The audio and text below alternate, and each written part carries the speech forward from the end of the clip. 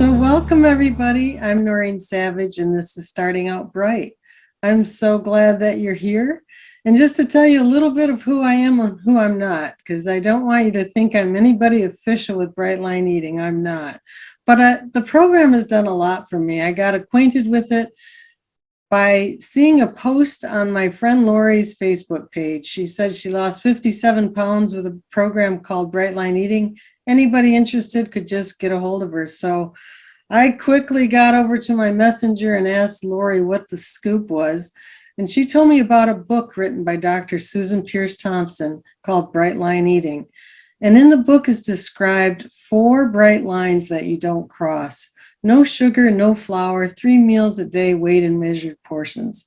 And when I heard all that, there was absolutely no way that I thought that I could do it. But I really like my friend. We got together and I just had that information sit with me. She suggested that I get the book and that I get into one of the groups at the time, We Eat Right with Lines, still there, going strong with many other groups available, including Starting Out Bright, which is associated with these Zooms, Bright Line Eating Official, which is a public group, and many others, recipe groups, the whole works. So, but I got into the one private group and I just was amazed. Here were people sharing their stories and their struggles, then and now photographs, and day by day, I just felt hope rising in me. And I decided that when I started, that if I lasted 1 year, I would do what my friend Lori did. I would post on my private Facebook page and I would help anybody I could. Well, I'm a Christian, and when that year was up, I was getting ready to post, and I felt God say to me, Noreen, you can do more than that. It was the time of Zooms, and the idea came that I could connect people. Some of these people who had inspired me, if I could connect them with those who were in a place that I was, needing hope and help.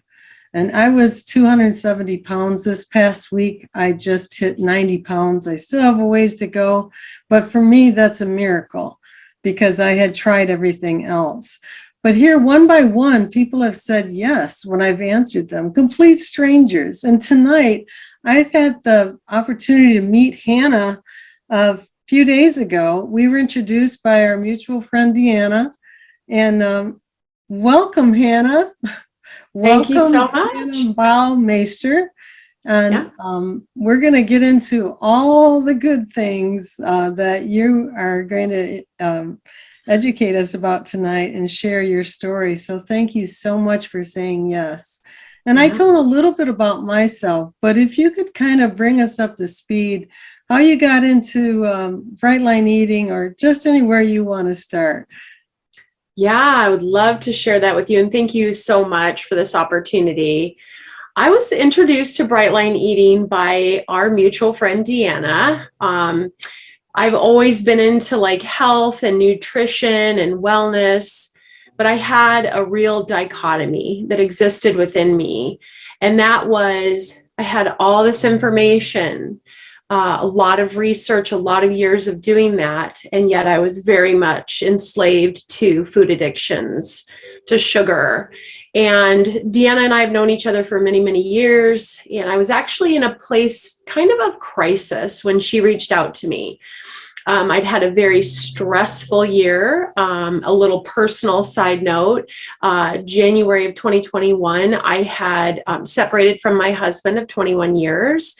We have 6 children. It kind of rocked my world. So obviously stress and emotional upheaval, all that really sort of put me into a crisis with my weight.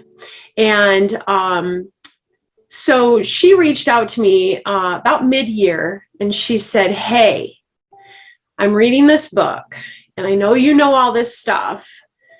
From an intellectual point of view, I did, but you couldn't tell by the way I was living.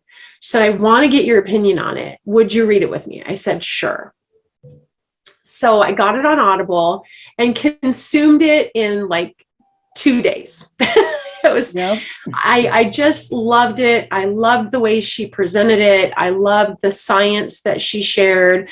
I loved that she, gave credence to food addiction, to sugar addiction, to how strong that can have, what a stronghold that can have. And so I said to Deanna, let's do it. Oh, you did it And together then. we did. She started like maybe 7 days before I did, because she did the 14-day challenge. Mhm. And so I was like, I'm in, let's do it.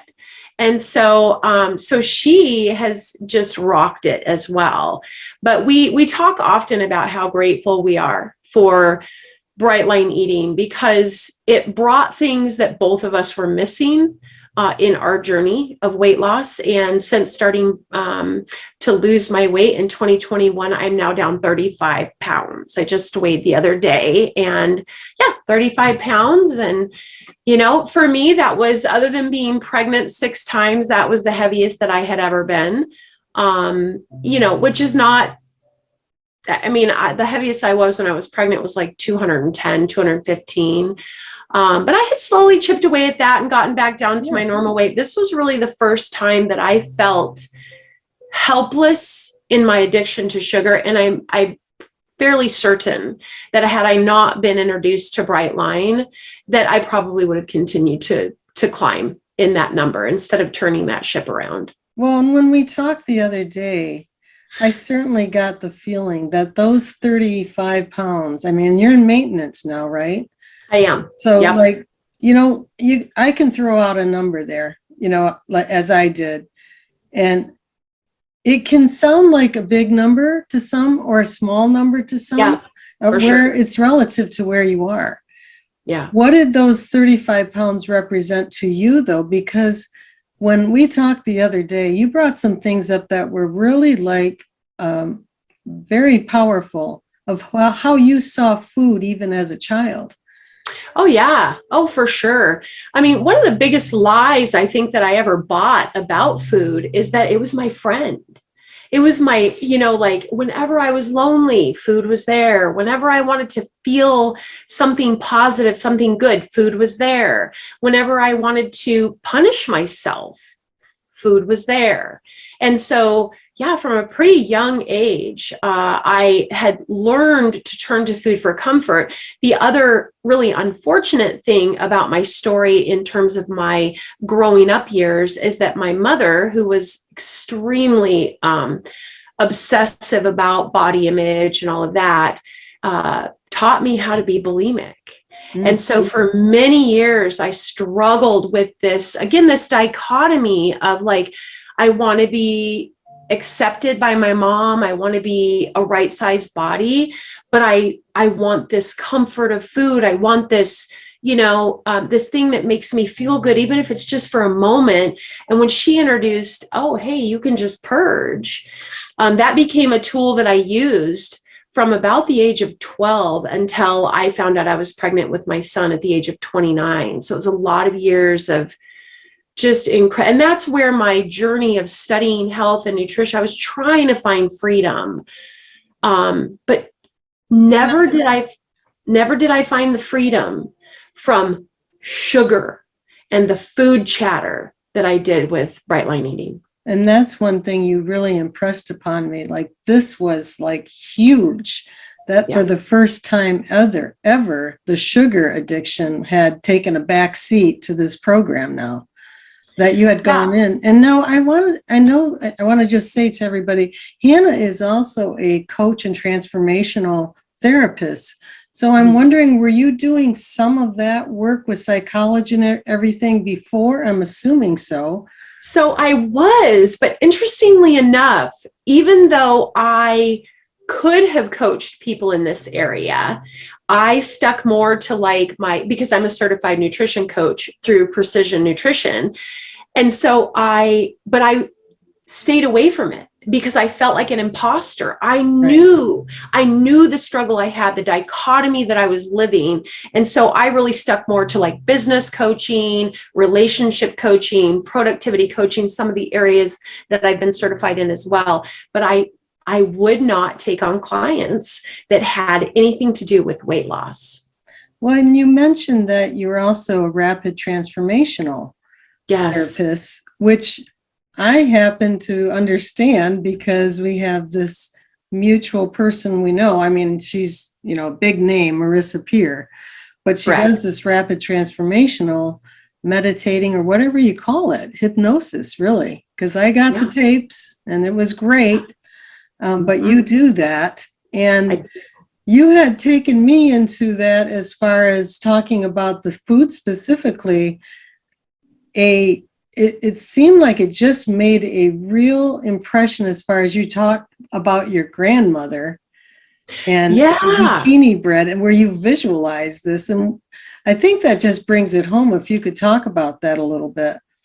Yeah, I would love to. So I actually found Marissa Peer in my own, I'm a personal growth kind of person. So I'm always just interested in that, whatever's in that space. And I came across her, and she's got a book called I Am Enough.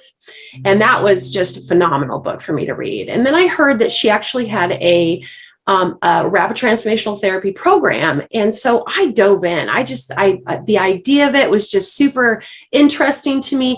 I was a little cautious at first because I was raised with the mentality that hypnosis was kind of woo-woo, almost like maybe a little scary, and I don't know, like spiritually, I don't know if I want to go there. And so I was super interested in what she was doing. She's the #1 therapist in England.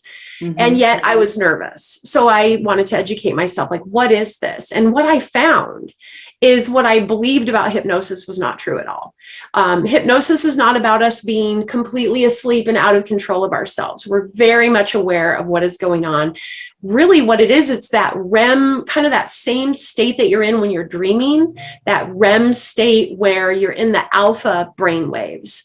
So, beta is where we live, that monkey brain. Alpha is the next step down. It's just a very, very relaxed place for your nervous system to be. And you can tap into so much that happens in our daily life is rooted in our subconscious mind. So I wanted to kind of lay that foundation so you understood the story.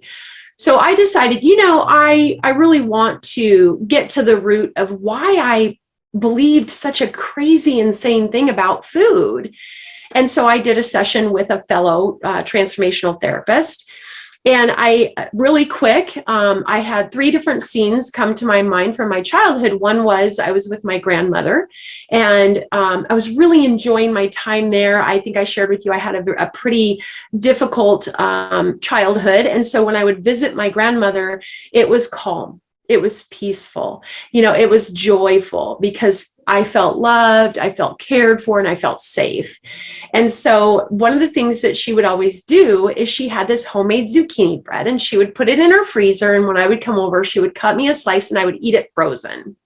Oh, wow. Just a great, great memory. And as I had that memory come up, and I hadn't thought about it in a very long time, I was even smiling, like in this state of just super relaxed, state of hypnosis, similar to what you do when you drive. Okay. That kind of like focused state you get in. I was like feeling all the joy of this moment with my grandmother. So we set that aside. And the next memory that came to my mind, it was a Thanksgiving day. I was with my mother, my grandmother, my 2 sisters, and myself. And we were just cracking up and having a wonderful time because our traditional meal was chicken enchiladas. And we just thought it was so funny how weird we were, or turkey enchiladas actually at that time, because we were just Mexican food freaks. And this was Thanksgiving. This was Thanksgiving. Yeah. And so again, I was smiling because I remember how precious that memory was to me, because my mother was actually my abuser. And so for her to have a moment where she was like calm and, it was enjoyable. My sisters and I interacting, my grandmother was there. It was just wonderful. And then, so we set that memory aside. And the final memory I had was I lived in a halfway house. So I had been taken from my mother's home because of her abuse. And I lived in a halfway house, and I was just kind of stunned by this memory because I was like, oh, this is so weird. I'm very much remembering living in this halfway house, Turning Point, but I don't remember a thing about eating food here. I don't even remember, what did breakfast look like? What did dinner look? I have no idea if we had like buffets. I mean, like 0 memories of food. And the clarity that came to me was, those first 2 scenes, it was really the moment, the interaction of the relationships that was happening that brought me the joy. But my mind associated it to the zucchini bread and the turkey enchiladas because my life was chaos the rest of the time with my mom. I think that my mind misinterpreted the source of my joy. So I began to believe the lie that food was my source of comfort, my source of joy. And what I realized was in that third scene, the reason why I didn't have any memory of food. And still, I mean, I've racked my brain. I'm like, nothing. It was because that was really the first time for an extended period of time that I had a relationship with a human being that made me feel safe, cared for an extended period of time, that I lived there. And it was all about the relationship. Food never played a part. Food was never a comfort for me because you were forced to interact and have the relationship.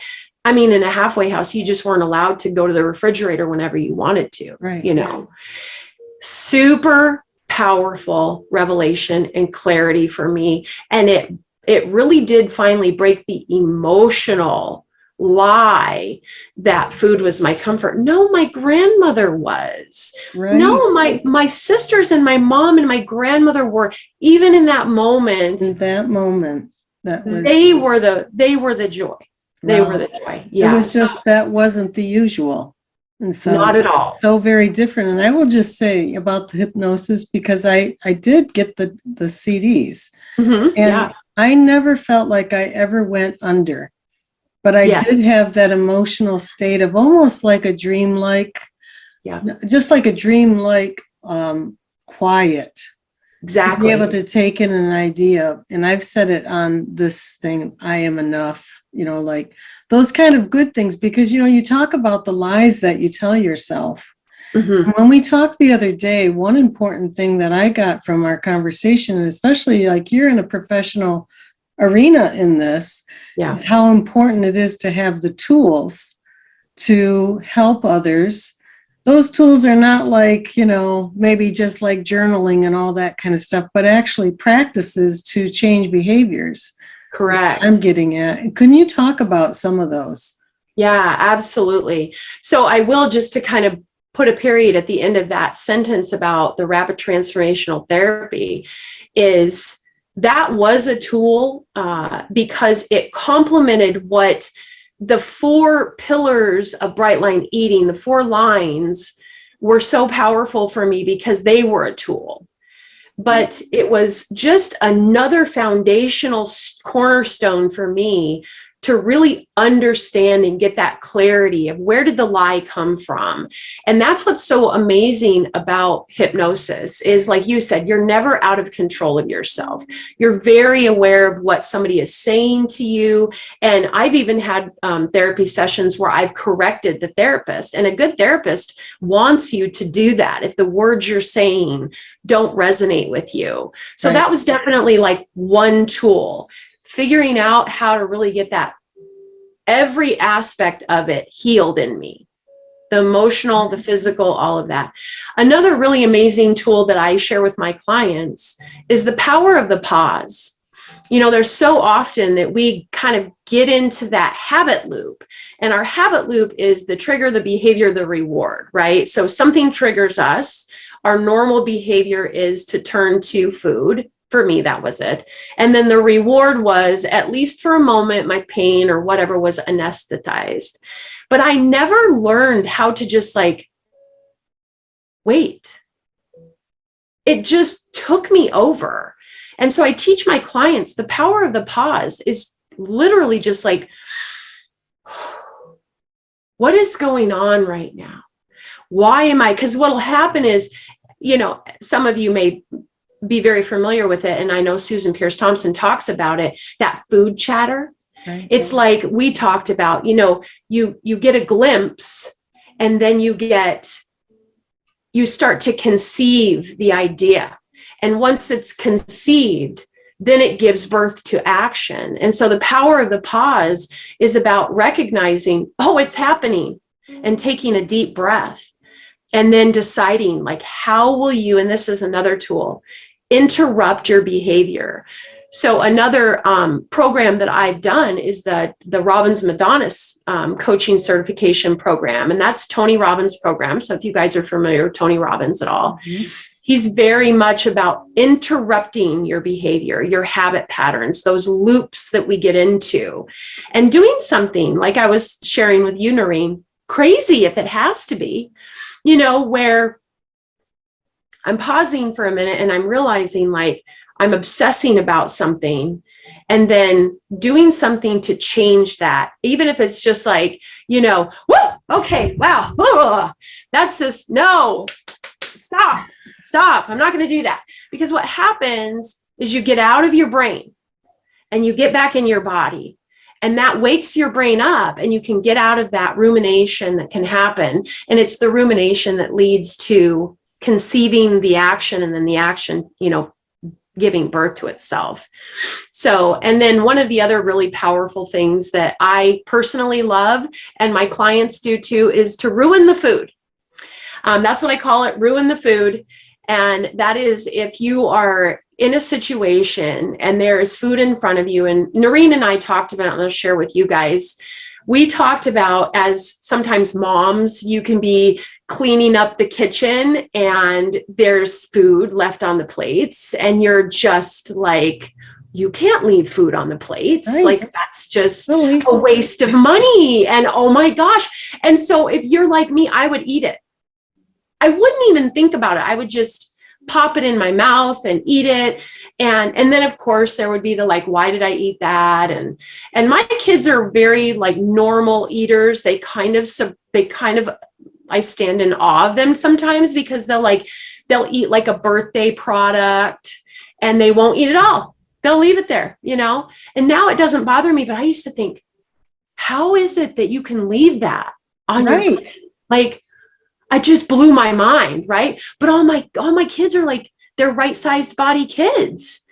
And so anyway, I learned this, the power of the pause. And in that moment, when you realize something's causing you to struggle, ruin the food. If you're in a restaurant and you've eaten, you know, what you know to be a sufficient amount of food, dump pepper on it. Yeah. Or if I'm at home and I have 6 children, they're all still at home. And so obviously there's going to be food that is not compliant, not BLE compliant. And I've spit on food.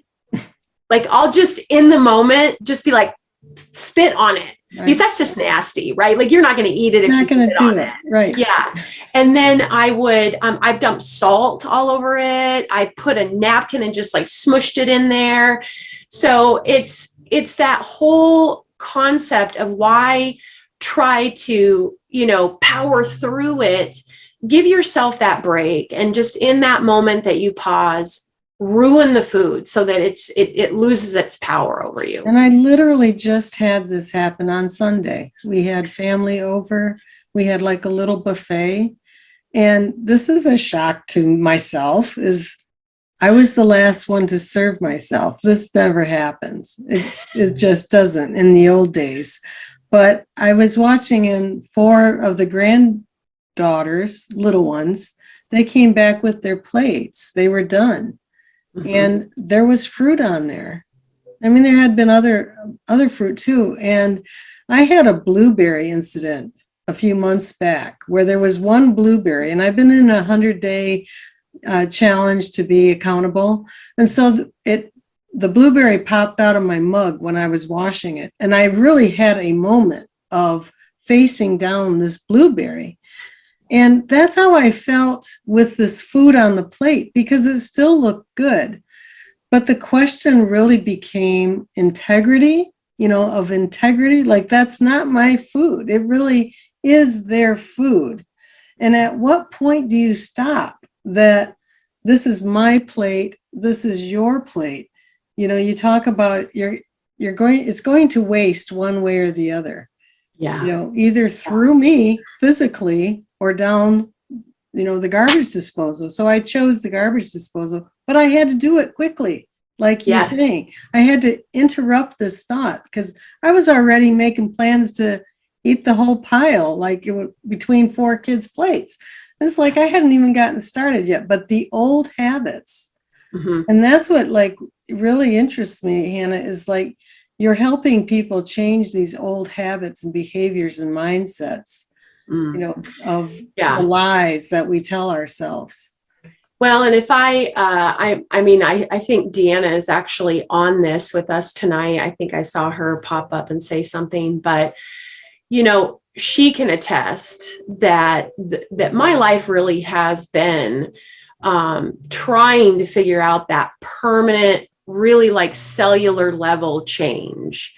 And BLE was certainly part of that, but when I look in the Facebook group, there are people in there that have the same tool of BLE, but they're not quite getting that victory. And I've been there. I've been that person that had a tool. And I think that's where me as a coach and a transformational therapist, I really seek to help the person heal holistically.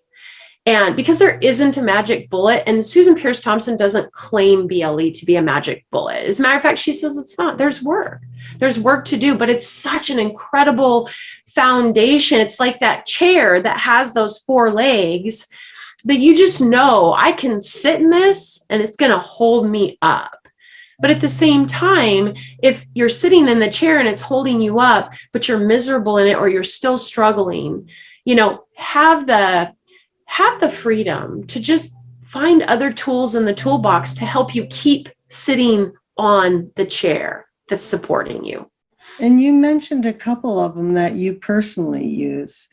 One being that you didn't make a practice of forecasting your food, but you still keep a record of it. How do you go about doing that? Because I think that, that tool is great. But if you're fighting with yourself to do it, then it's not so great. Correct. For sure. Yeah, absolutely. One of the people that I enjoy listening to is Darren Hardy, and he's more of like a productivity kind of a guy. But one of the things that he says is, it's like we have a willpower. And I think Susan Pierce Thompson alludes to this as well. We have a certain gas tank full of willpower. And so the more that we can just shove over into that automated state, the less we're going to use of that. If we're using a tool that we're resisting or we're feeling uncomfortable with, that's going to drain for sure. So I'll share with you what I do, but this certainly does not work for everybody. And if it's something that causes you to struggle, don't do it. Stick with what works for you. But I use an app. It's called Lose It. And I've used it. I use it because for me, I know the value of a budget. So I know that in the past, when I have not budgeted my money, it kind of blows my mind how quickly it can come in and go out, come in and go out. And I've learned very, very quickly, like Dave Ramsey's tool of every dollar has to be accounted for. That helps keep me on track. I know what I'm supposed to do. I've got it outlined, but I will tell you, if I don't follow my budget every month, if I have a month where I'm kind of like, well, I'm wishy-washy about really paying attention to my behaviors, then I'll overspend. It's just the reality of it. It happens too quickly. It's so easy to do with the debit card. Okay, same thing for me with food. My budget is the 4 bright lines. And I am able to see it. It's kind of like gamification. Like it makes me feel really good when I can put my food in there. And there's 2 things I can see. 1, I stay bright.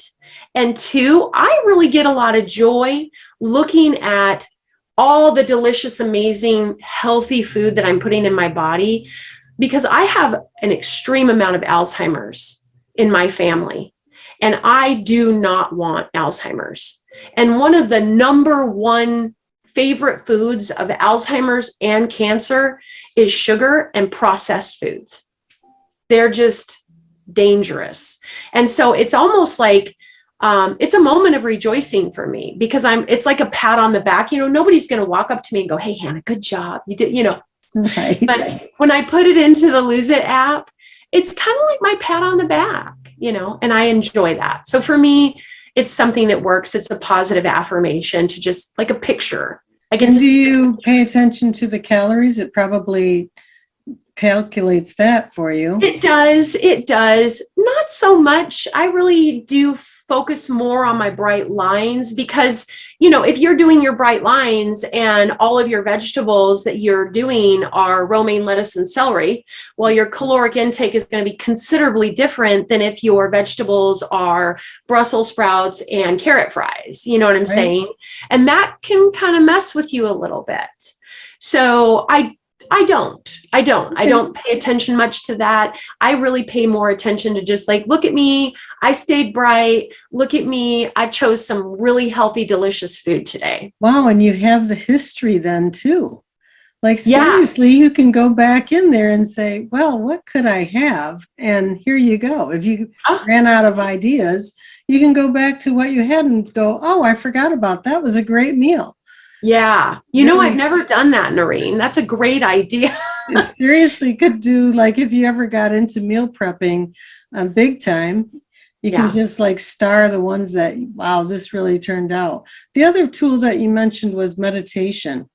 How important Yeah. is that for you? So important. So important. I think when we get into the complexities of life, whether it's trauma or busyness or stress, or it doesn't really matter, whatever the complexity is, we do run the risk of stressing ourselves out and maybe having a breakdown, having a break in our bright lines. I love Susan Pierce Thompson's transparency about her own journey of moments where she's had breaks and then had to get back on track. For me, meditation is just a wonderful tool because as I've learned to do that, it helps me to just calm my whole body down. My mind gets healed. And that's where a lot of my issues with food started, was in my mind, in that place of feeling uncomfortable or stressed out or sad or depressed or whatever. And meditation is such an incredible tool for you to really tap into whatever you do for your meditation. You might do a guided meditation that you find on YouTube, and that works really well for you. You might be somebody that says, when I meditate, I really like to meditate on God and His word, if that's what you want to focus on. Whatever it is, the truth of the matter is the science behind meditation. It's incredibly healing. People that actually practice meditation can heal the damage to their brains and get their prefrontal cortex and all of that portion of your brain that you start to lose when you start to go into cognitive decline. And they can actually heal it to the point of being like when you were in your 20s and 30s. So the Wow. physical benefits, right, are just huge. But for me, it's the emotional and the mental, just calming. It's like somebody just giving me salve on my soul to just take a moment, bring it down, and get focused and centered. And then I can go ahead and go into my day. And I'm not nearly as upset by things that can happen. Well, and you were very vulnerable at the beginning of this, that you personally had gone through quite a bit before even beginning Bright Line Eating with the separation. And Correct. so I don't know if that was a part of when you got in, started doing the work. But when you come upon, you just mentioned about, entering into a stressful period. Mm-hmm. What Yeah. would you suggest for me or anybody here, like when you're first noticing that? Is there any like go-to strategy that you can think of? For sure, for sure. I think the most powerful strategy, first of all, is that you make a very firm decision of who you're going to show up as, no matter what comes into your life. The best example that I can give you of how crucial this is a kind of a personal example myself. And I know my husband would not mind me sharing this with you, but it does really punch you in the face with the impact that this decision-making process can have. So I decided a long time ago that no matter what, I was never going to be somebody that looked at other men or had a desire for other men or entertained ideas about other men. No matter how hard my marriage was, no matter how unhappy I was, I just said to myself, that is never who I want to be. I don't ever want to be that person. And I made that decision very early into our marriage. That was just it was like a covenant I made with myself. Along came a man during a period of time that my husband and I had, and he was like very persistent. And I was like, hey, I'm married. He's like, that's okay. And hey, I've got 6 kids. I thought, well, for sure that'll turn him off. 6 kids, no, he was very, very persistent. And I use this example for a reason, because those food chatter thoughts, those old habits, they can be like him, very persistent. That's okay. That's all right. Just a little won't hurt you. But I had already decided, no, that is not who I want to be. And that is simply what I ended up saying to him. That is not who I want to be. That is not ever who I want to be. And I never want to look at my children and have to tell them that that's who I was. And that ended it. Okay, it just ended it. But I had made the decision years ago. Okay, my husband, on the other hand, he didn't make that decision. So when the woman came knocking, he gave in. That's why we were separated.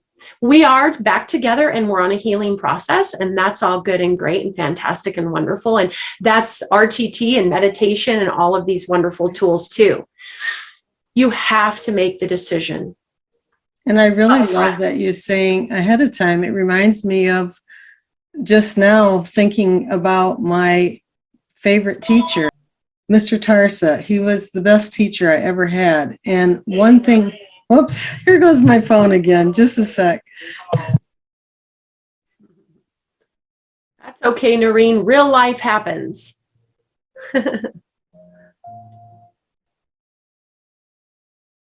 Okay.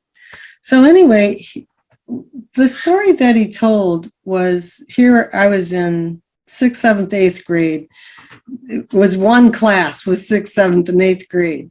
And so anyway, I remember him saying, as you go in life, you may come across a man with, he called it little blue pills, which has a whole different thing now thinking about. But he said, you're thinking that this temptation is going to be on some, jacket, hunched over guy on the corner. Mm-hmm. That's not how temptation comes to you. Yeah. It comes to you by your friends. It comes to you in the way of kindness. It comes to you by yourself. And he told us then in this young age, you have to make the decision now. If you're going to have drugs, you have to make the decision now if you're going to do certain activities, just as you're talking about.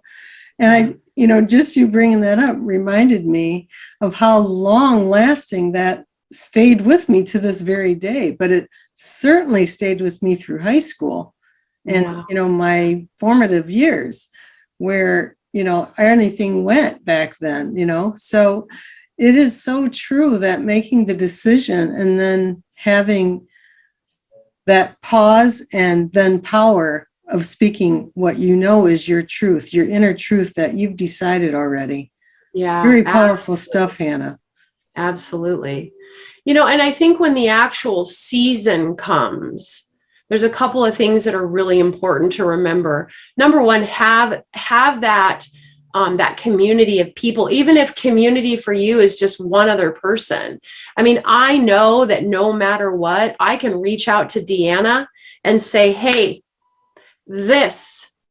I'm not okay with this, or I feel the temptation of this, or I need you to hold me accountable for this. And as a matter of fact, I had a moment like that with her.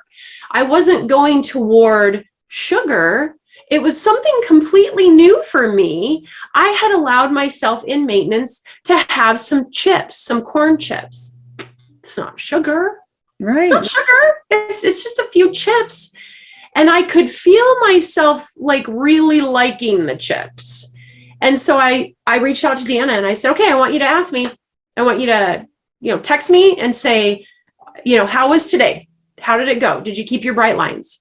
And you have to have somebody that that you can reach out to in those moments. Also, I'm a coach and a transformational therapist, but I have a coach. And I would encourage you, not necessarily me, but somebody. If you can have a professional coach or somebody that can help guide you to really become the hero in your own story in life, knowing that you have that person, whether you reach out to them on a monthly basis or a weekly basis or even a quarterly basis, somebody that's going to hold you to that standard. And then if you have that moment come, they're in your back pocket. You can reach out to them for help. And then the other thing is, have the tools in your toolbox. Practice the tools when you're not under stress. Practice those things that work for you when the pressure isn't on, because by the time the pressure comes on, it'll be so ingrained in you. Those habits will be already so established in you that it'll be much, much easier for you to remain BLE compliant and stick to your bright lines.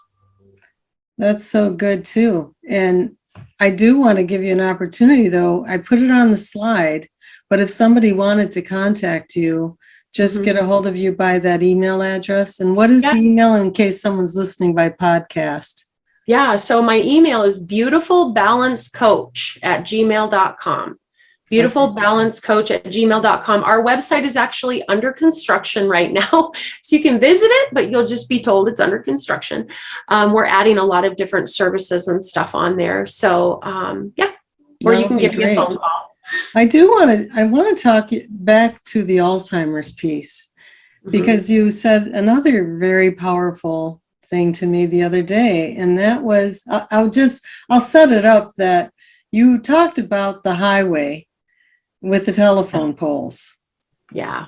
And what that happens on that highway. So there's a highway in California that has these telephone poles, and they're like 20 feet apart. Okay. And the highway patrol, every time that they would be called to an accident on this highway, it almost inevitably involved one of these telephone poles. And so they were like, what is going on? I mean, there's 20 feet between each one of these telephone poles that are a foot wide. Why is it that people keep hitting the telephone poles? And so for those people that actually survived their accidents, they began to ask them, hey, what were you thinking before you ended up in the accident? And almost 100% of the time, they responded, I was thinking, don't hit the pole, don't hit the pole, don't hit the pole. Bam, they hit the pole. And Tony Robbins talks about where focus goes, energy flows. So what you're focusing on is exactly where you're going to draw yourself to. And that's exactly what happened with those people. You hear it about in sports. Don't miss the ball. Don't miss the ball. Don't miss the ball. They missed the ball. Don't hit the pole. You have to change your focus so your energy is flowing to a different place. And on that note, Marissa Peer makes the very, very poignant point. You cannot hold two conflicting beliefs at one time. Your mind will give you the one that you truly want. And so if you're saying, I want to lose weight, but I love that, fill in the blank. I want to lose weight, but I love that, fill in the blank. You're going to do the fill in the blank because you don't really want to lose weight enough to stop doing this. And so you have to tell yourself a better lie, is how she puts it. Tell yourself a better lie. Tell yourself something that convinces you, I really don't want that. And that is where hypnosis can be so powerful, because the transformational part of it is you do a recording that's very specific for that person, that's very specific to their vision of who they want to become. And then they listen to that every single night for a minimum of 21 days. And that's because our subconscious mind is so powerful. It's like re-recording over an old cassette tape. We get a new message that's playing in our minds. Well, so I'm even bringing up some clarity, as you did, and for me too, that just happened to happen. But kind of building on what you're saying, though, the thing that comes to mind is when you want a why that isn't normally the positive, because if you're so fearful of something, you can actually be spending so much time thinking about it that couldn't that be the thing that you're focusing on? Absolutely. It's funny. I just had a client today that we did an RTT session. And as part of our interaction, I asked the question, hey, if this was a magic wand and I could wave it, what do you want? What do you want your life to look like without this problem, whatever the presenting problem is? And inevitably people will say, well, I don't want to do this. I don't want to fear this. I don't want to, and it's the negative.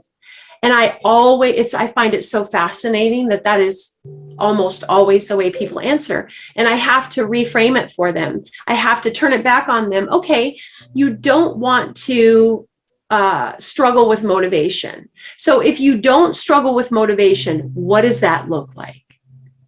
They're so used to focusing on, I struggle with motivation. They don't even know how to express, I'm energetic, I'm excited, I set goals, I'm ready to go after it. Like, they don't even know how to describe the positive side of, I struggle with motivation. Do you know what I'm saying? Right. Yeah. Well, it's kind of, I believe it comes to me right now that in one of, I think, the beginning tapes of that series, it's when you keep on saying, I don't want to go to work, let's say. Yeah. If you keep saying that, your body is saying, make an event so you don't go to work. Yeah. So now you're not feeling well. Now you're not, you have a headache. Like you're telling your body to shut you down. Yeah. It's words really like, quite amazing. They're so powerful. Words like, it's going to kill me. I mean, there's literally, there is suicide by thought. There are people that literally have thought themselves to death. This is going to kill me. And there are actual, if you don't believe it, Google it. It's fascinating to get out there and see there are actually people that convinced themselves that they were going to die, therefore they died. Now, there is a story out there. Positive way to frame that. So a positive thought going into this program is, I'm going to save my life. It's the exact opposite. I'm saving my life. I'm saving, I could point to people and say, I'm saving my knees, I'm saving my back, I'm saving my mind. For you're using this education in the pause to say, I refuse to go with Alzheimer's. Yes, and Alzheimer's and cancer. This action equals, in my mind, Alzheimer's. This action equals cancer. So I'm avoiding that. So and why that's powerful for me is, so both of my great grandmother and her brother on my mother's side, my grandmother and her brother on my mother's side, and my mother. And then on my father's side, both of his parents, and then my father. Wow. All had Alzheimer's or dementia, all of them. And so the negative, that fear of the pole, right? The telephone pole, Alzheimer's, it's all in it's my history, it's on both sides. Right. I could really obsess about that. And my mom did. And she's dying from Alzheimer's right now in a care facility. But instead, I'm going to live until I'm 95 years old, and I'm going to be healthy and happy, and I'm going to have clarity, and I'm certain of that. And I love to make choices that are going to set me up for that healthy life that I want to live. And whenever I see any kind of like processed foods, with the flour or the sugar, I just say to myself, that's just cancer and Alzheimer's. That's cancer and Alzheimer's. And it's really lost its appeal to me. But, Marissa, I love her too, because she says, you tell yourself, I love to not eat sugar. I love to make healthy choices. I love the way I feel. And you really focus on all that really positive emotional energy that happens when you do feel great because you're sticking to your bright lines. Right. And then that community support and seeing that it's working in the community. I think that's all a big, big piece of it. The question I have for you, with all of this, and now what you're experiencing, with the weight gone, you're in maintenance.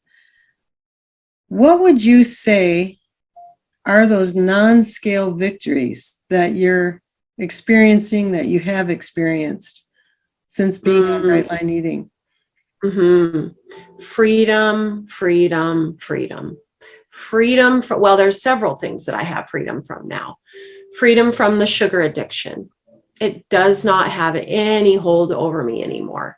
I can literally be, even as early as like Christmas, there were some moments where I was like, Deanna, like it's everywhere.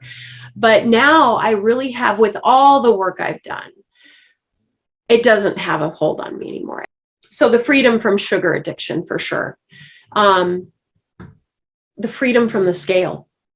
Oh, so yeah. I used to weigh every morning. And the interesting psychology behind when I would weigh is if I weighed the right number, then I was valuable. If I weighed the right number, I could eat things that really weren't healthy for me. They weren't going to set me up for that 95-year-old person that was clear and clarity of mind, right? So it was this tool that I kind of manipulated, but at the same time, if I didn't have the right number, then I was devastated. I was not valuable. I didn't have any worth. And it has been through Bright Line Eating that I actually found the courage to stop weighing myself. And Completely? so I might weigh myself once a month, just, Okay. as a kind of a check-in. I really use more just my clothes, my energy level. I focus on all of that kind of stuff more than I do the scale anymore. It just doesn't mean anything to me. And it's so wonderful because now I can coach my clients. First of all, I take weight loss clients now, and that is a huge pool of people that are looking for help. They're looking for something that's going to hold them up. But to be able to say to them, hey, there's freedom, putting that away and watch them transform. So freedom in so many ways. That's so great and so wonderful, really. There's a trickster that Anna's saying, and Deb's saying she hates the scale. So as we're really thinking about those who may be in that spot that you were with the sugar addiction, with maybe some of these long-reaching ideas about food, about body image, about, some of these practices that were not healthy. Yeah. What would you say to someone who is considering doing Bright Line Eating? I would say do it. First of all, it's an incredible chair for you to sit in. It'll hold you, it'll support you, and it's a good foundation. Those 4 pillars are a really good foundation. And then the next thing I would say is, if you find that you just are struggling, it's okay to reach out for help. It's okay to try to find another layer of support. It's a great foundation, and for people that can do it on their own, or the support that BLE gives them, that's sufficient. But if you need that one-on-one, find it. The only thing I would say in terms of that is, if you're trying to find somebody to help you in that way, make sure that they're certified in something. There are a lot of people out there that call themselves coaches, health coaches, lifestyle coaches, all kinds of coaches. And it is a space that is not regulated. So it's up to you to make sure that you regulate who you're hiring, where have they been trained, what is their background. And if if you find that they actually have been trained in some sort of a program that's going to help them help you, then go for it. Hire them. It's an investment in your health. It is. But do the Bright Line. Try it. Dive in, see how you respond. And I know that there is freedom to be found for you. Well, with all this talk, our conversation the other day and then tonight, it's one of those times that I think of, we get into this because of maybe a fear of something. Will I ever stop this or that behavior or whatever? But then ultimately, as you're seeing your life change, there's something forward thinking. And I see your forward as helping many, many people, Hannah. I hope so. just being a great example for your children and how that will, have a ripple effect. It says, like Ed Pettit will say, that thin thread with many people. Yeah. Let me tell you a really quick short story. I know it's 8:28, so I want to honor your time, but super, super quick as far as the kids, being an example to your kids. So my most horrific moment as a parent was Halloween day. The kids would go out, they do their trick-or-treating, and the next morning they would wake up and they would be so angry at me because I would have consumed half their Halloween food, half their Halloween candy or more. No, for real. The wrappers would be shoved in the bottom of and then they would get so angry. Mom, and pretty soon they started hiding their Halloween candy. Okay. Guess who's not eating sugar in my family now? Well, you mean you, or just? Most of my kids. They're not eating it. They are not eating sugar. They have seen me overcome it. I'm talking to them about the health benefits. I've been very honest with them about my addiction and how hard it was and what a struggle it was. And they are embracing it at these very young ages. Even now look, my 10-year-old, she's all about sugar. And I still have to say, like, no, you can't have more than that. Like, that's it. But even my 12-year-old, so I have most of my kids are girls. I have one boy. He's 20, 19, 17, 15, 12, and 10. The 12 up, all of them are very cognizant of the dangers of sugar and processed foods. And so they're embracing bright line eatings, not to lose weight, but to eat a healthy lifestyle. And that makes me super happy. This is the piece of education that really will have a long-reaching, part in their lives, in many lives, because of them. And this is, I call it first generation, that it's a gift to us and one that we need to share. Well, Hannah, you certainly have shared your gift with us, your story. Thank you so much. Oh, thank you for letting me. Thank you for all of the great information you gave us. I want to thank Deanna for connecting us. Thank you so much. Yeah, she's saying changing a family tree. Absolutely. Won't that be a wonderful thing if your children never have to think about Alzheimer's, that they just don't remember anything like that? Yeah. That would be really beautiful. And I hope they that don't have everybody. To take care of me. Like, they don't have to have the burden of becoming a caregiver because I took care of me. We can only hope we can do the best that we can with the knowledge that we have and the wisdom that has been shared to us. So, again, I thank you so much. Thank you, everyone, for being here. And I'm going to close as I do each week. Good night. Stay bright. Don't let the bed bugs bite. Good night, everybody. So, Hannah, how would you like to play 3-Question Thursday? I'm game. Let's do it. All right. And all this time, you have such great words. What is your favorite mantra? Or if you have one. Yeah, I think for me, my favorite mantra really is, that's Alzheimer's and cancer. Oh. It's so powerful. It's so powerful for me personally. Okay. That is my very powerful why. I've seen so many people in my family suffer from Alzheimer's. I don't want it. Yeah.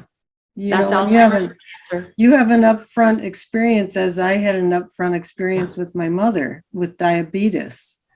And I don't want, that was a really defining thing for me, that I knew I was close to that. I didn't want to go through what she did. So when you have an upfront and personal experience, you take note of it. And so, I can see that would be very powerful. Okay. Another mantra that I know that I do say quite often in my head is, that's not me. And I do get that from rapid transformational therapy. That's not me. I'm not that 8-year-old kid that believed that my source of comfort was the zucchini bread. No, I'm a 51-year-old woman who knows better, so I can do better. And all of that is just kind of wrapped up in that that's not me statement. There's a lot of power in that for me. Well, and that really becomes your identity. Even the very vulnerable story that you shared, that literally you had taken that persona, that is not what I do in my married life. So it's, Yeah, it's that's not me. really your identity. This is not me. This is me. Yeah, very clear on that. Yep. Yeah. Okay. Second question. So how often do you have to ruin the food with this big family? I'm wondering, like, how do you keep your eyes on your own plate? When I very first started, and like I said, even through the Christmas season, it was tough. It was tough because I was still kind of getting my sea legs in staying bright. And I know that I don't even have a full year under my belt yet, but I know because I've done it. Right. I've lost weight before and I've had the program, but there's a cellular change that has happened in me, and I do know that. Usually it's at a restaurant. It's usually if I'm at a restaurant, and I either know I've had enough, or somebody has got something and their plate is sitting there and they're done, because like I said, my children are just so amazing that way. And so it's usually at a restaurant. However, there are times when I have to put food away, so because maybe the kids have made themselves cookies, and so I have to. That's where, for me, ruining the food for me is also the psychological. That's Alzheimer's and cancer. Okay. That ruins it for me psychologically, because I can't go around spitting on my kids' food, right? Like, you just made all these cookies. I don't think they'd appreciate that. No.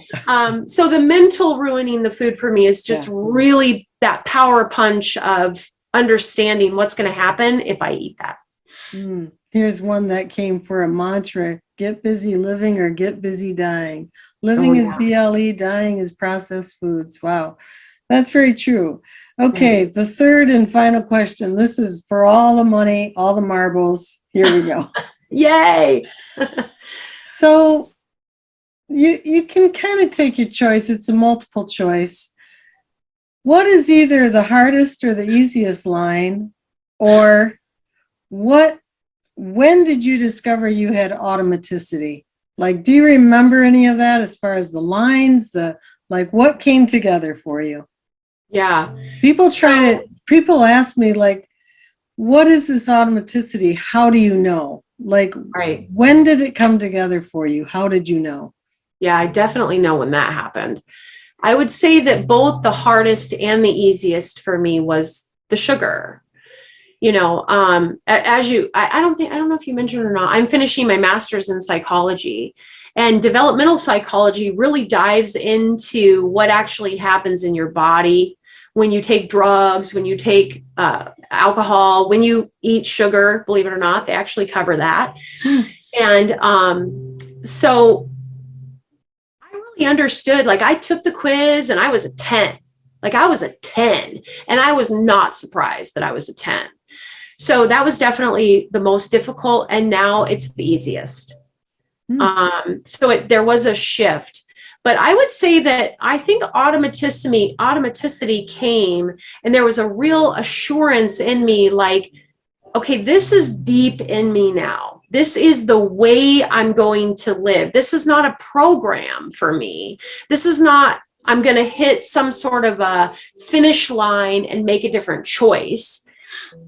Came shortly after I had reached out to Deanna and said, hey, I'm kind of having this like weird thing with chips. Like, I thought I would be okay with like tortilla chips, because I've never been the person that had a problem with that. And as she was holding me accountable for that, I was kind of processing through, like, why is this a big deal? This has never been a big deal for me. And I began to understand that I was sort of shifting the whole comfort thing, right? Like, I hadn't had the revelation yet of why I thought food was comfort. And so I began to make very, very firm decisions in my mind of how I was going to continue to stay bright. Like, I didn't want to have Deanna she's a busy girl. She doesn't want to have to text me every night to make sure I'm being a good girl, although I appreciated her being willing to do that. But that is really when it was like, okay, I need to figure this out. And then that's when I did the rapid transformational therapy with a fellow therapist. And I had that revelation because I wanted to know, why can't I seem to like stop believing the lie that food is my friend and a source of comfort? And so once I had that clarity and I got that healing in the mind, the emotional, it like everything just settled into place in such a strong, strong way for me that I just know. And I do a lot on automaticity now that I don't even think about it. It's just who I am. So This is me. anybody getting started, look what you're looking forward to. This is going to be great. I am so happy for you. I'm happy for all of us here because I know that this can bring so much peace in your life when you get this all under control. So, Hannah, any last words before we close? You know, never give up on yourself. If the road is bumpy, it's okay. If you're struggling, it's okay. You know, it's all about taking massive and sometimes minimal, but imperfect action. You know, a lot of times people get really hung up on doing it perfectly. And look, we want to get to that place where we're really keeping it tight, right? We want to keep it tight, but don't give up if you did it imperfectly. Tell yourself, I'm really only 3 to 4 hours away from a brand new start, right? Like, yeah, nobody ever died between lunch and dinner. And if you made a mistake, you've only got between lunch and dinner before you get a brand new start. Take it. Don't worry about what happened just now. Take it and just keep plugging away. You're going to find freedom. Absolutely. Today, this thought came to me. In order to triumph, you have to try. And Yes. then P.S. You might have to try more than once. Yes. Yes. So keep trying. Keep that happy thought. Anybody, let's keep trying. And thank you everyone again for being here. And I'm going to say again, good night. Stay bright, everybody. Good night. Thank you again, Noreen. Thank you.